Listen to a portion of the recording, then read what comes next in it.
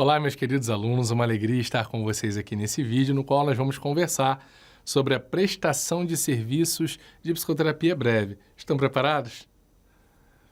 A seguir, nós apresentaremos um modelo de contrato de prestação de serviços em psicologia adaptado do contrato sugerido pelo Conselho Regional de Psicologia do Paraná, para que você possa conhecer os deveres do contratante e contratado, bem como questões sobre a finalização do processo terapêutico. Há diferentes modelos que podem ser utilizados e adaptados de acordo com a sua finalidade, que nós elegemos um para utilizarmos como exemplo, mas existem outras tantas possibilidades e recomendo sempre acessar os conselhos regionais para obter essas informações e pegar esses modelos de referência, né? Nesse que nós utilizaremos, você terá um referencial com a identificação das partes, uma série de cláusulas que dizem respeito ao objetivo, à natureza da prestação de serviços e cláusulas reguladoras do processo terapêutico contratado. Há direitos e deveres de ambas as partes, que podem, a critério do leitor, serem igualmente adaptadas à situação geradora do contrato, isto é, a entrevista, a anamnese e a indicação da demanda, que não devem fazer parte do contrato, mas que norteiam o mesmo. Isso aqui é interessante, que existe em todo o contrato psicoterapêutico essa relação entre a parte burocrática e a parte técnica do processo. A parte técnica ela é orientada exatamente pela identificação da demanda, pela técnica que será utilizada ao longo do processo. Isso compõe o planejamento do terapeuta. E tem a parte burocrática do processo, que é o documento que nós vamos analisar aqui, ok? Este documento é um exemplo a ser completado com as particularidades de cada paciente. É possível alterar qualquer cláusula, contudo, atente para a legislação que concerne ao Código de Ética do psicólogo e ao Código do Consumidor nas cláusulas que regulam a prestação dos serviços dos profissionais liberais e da guarda dos registros, que hoje se rege pelo marco teórico da internet e pela Lei Geral de Proteção de Dados, a LGPD, ok? Então, aqui nós vamos observar um contrato que é feito nesse modelo, conforme mencionado anteriormente, do Conselho Regional de Psicologia do Paraná. Bom, ele começa com a descrição das partes e objeto do contrato.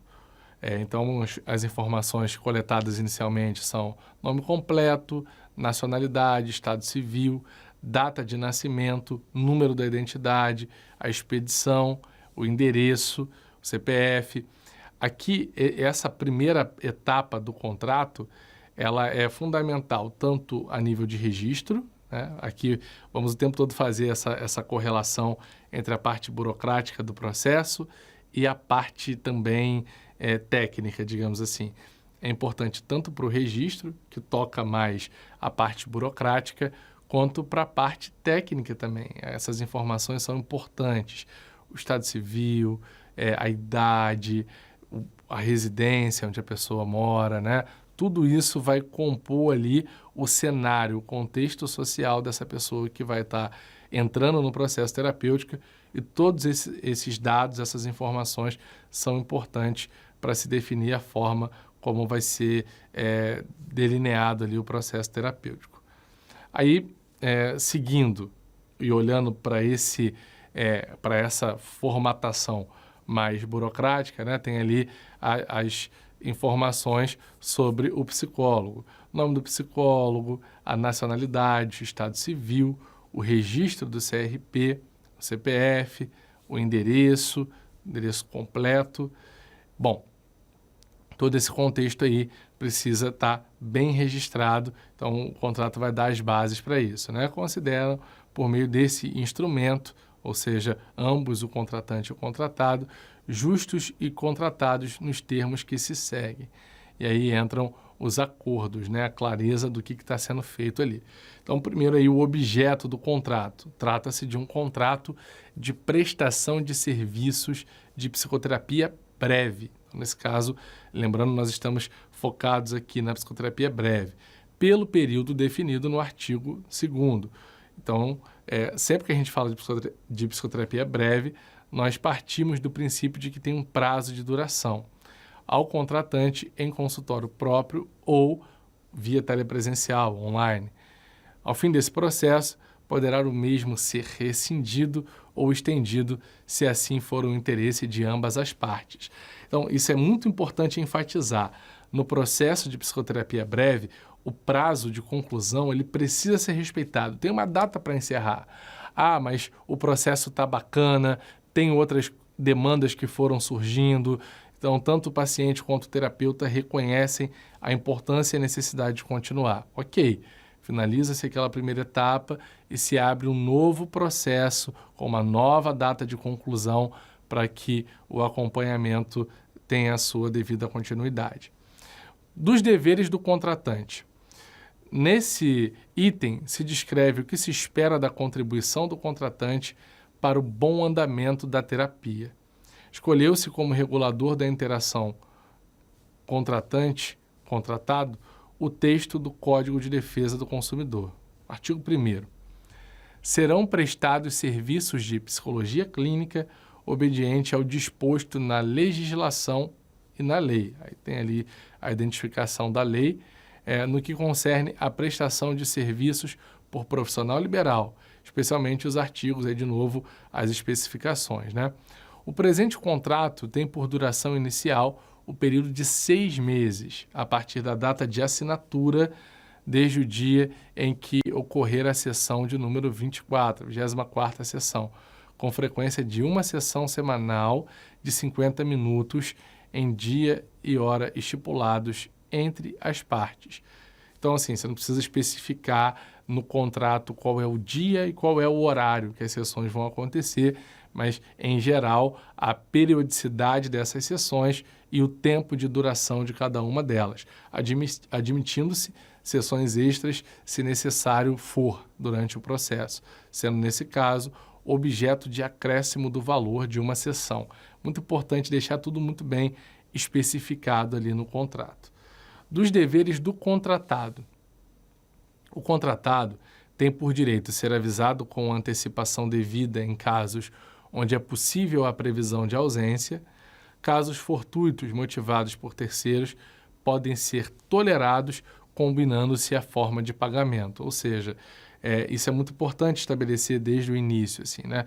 Qual é o tempo de antecedência estipulado para que o paciente possa informar da sua ausência. Então, geralmente se trabalha aí com um prazo de 24 horas, tá?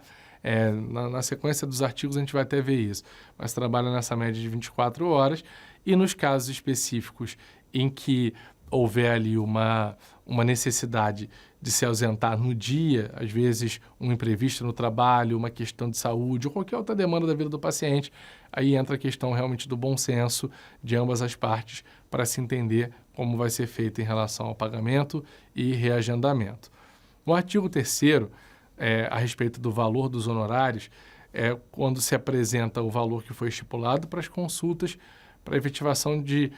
aí pode ser feito tanto no pagamento da consulta isoladamente ou no pacote mensal ali, né, para efetivação de até 4 sessões a cada mês, as quais poderão ser transferidas com a comunicação ali, tá vendo? É um exemplo de 24 horas de antecedência por quaisquer das partes, né? Então, tanto o paciente quanto o terapeuta, nesse modelo de contrato, por exemplo, tem aí essas 24 horas de antecedência como prazo para informar sobre uma possível ausência ou troca de horário.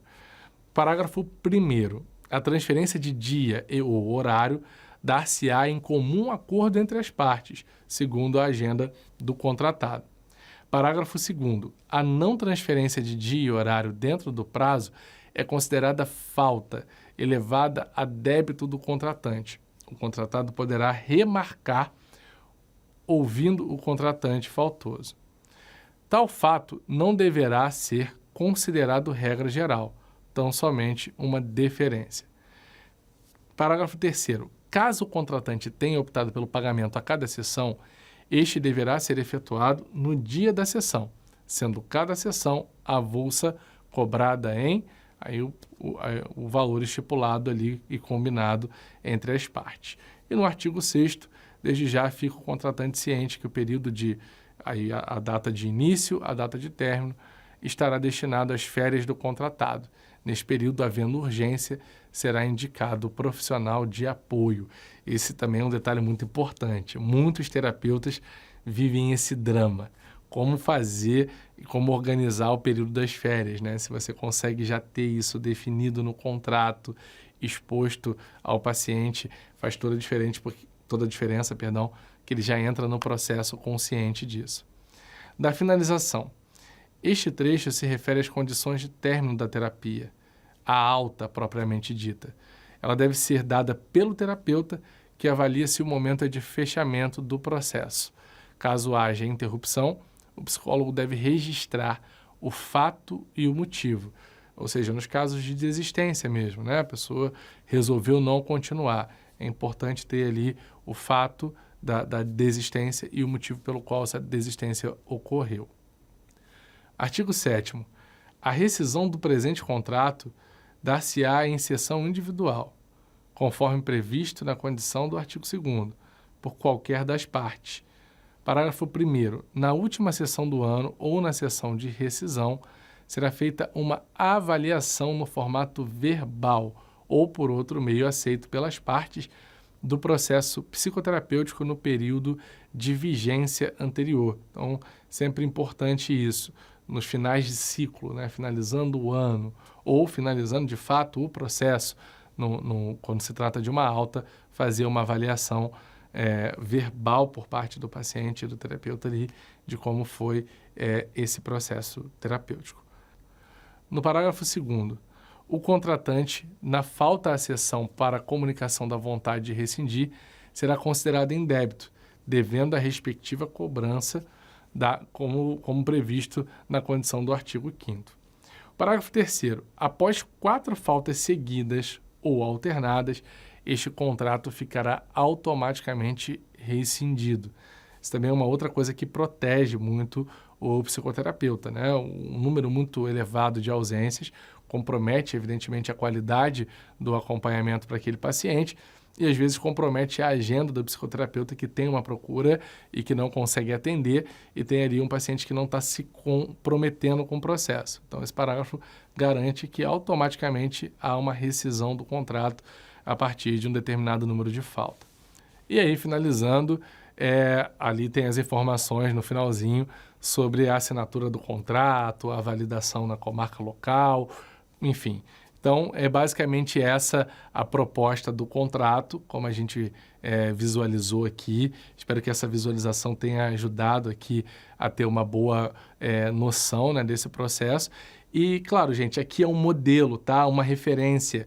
Várias dessas informações você pode ir alterando, como, naturalmente, as questões que já ficam ali em aberto, como a questão do valor, etc. e tal, mas também essa coisa do tempo de antecedência para remarcação de consulta, o que vai ser combinado a partir disso, aquela questão ali da configuração do abandono. Aqui tem essa sugestão ali das 4 ausências, né?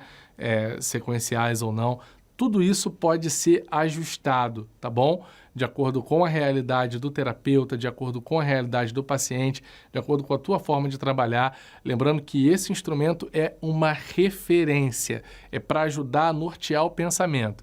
Então, a partir daí, a gente consegue construir cada profissional à sua maneira, tá certo? De acordo com aquilo que mais se adequa à sua maneira de trabalhar. E lembrando sempre que essa é a parte burocrática. E, paralelamente à parte burocrática, tem a parte técnica. E, tecnicamente falando, é importante a gente sempre ter a consciência de que a empatia, o cuidado, o zelo com o paciente sobrepõe a letra fria, muitas vezes, do que está sendo combinado ali. Então, às vezes, você vai perceber uma necessidade específica, isso vai fazer com que você tenha um cuidado, uma sensibilidade maior para lidar com as situações que o paciente está enfrentando e, enfim, e que fazem parte daquele processo ali, tá bom? Eu espero que esse vídeo tenha contribuído para o seu aprendizado, tenha acrescentado nos seus estudos e nós nos encontramos no próximo.